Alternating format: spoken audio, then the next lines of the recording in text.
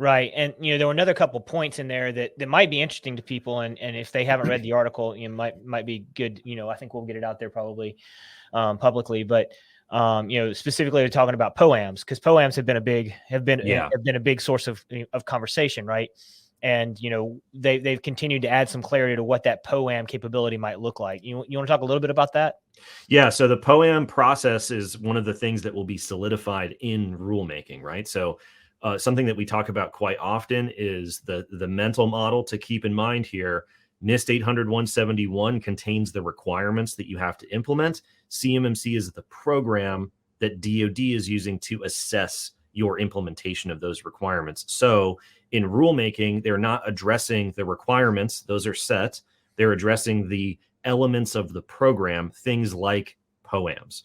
So in the I don't remember if it's 32 CFR or 48 CFR rule. One of the two rules, they will address the details of POAMs.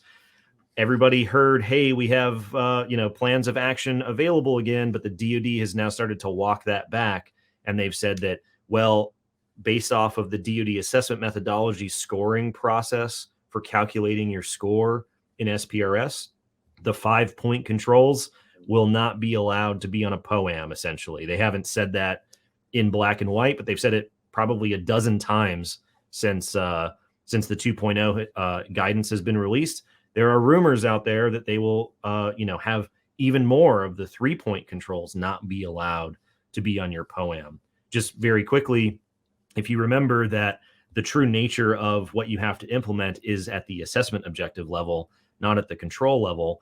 If you break down all of the 5-point controls in 800-171, it is half of all of the overall assessment objectives that you have to implement. So even though DoD has said we have POAMs, to just begin with, if they don't change anything, 50% of the controls are non-negotiable. So it's not really a POAM as people would probably imagine it, or how it was made out to be in November with the release of 2.0.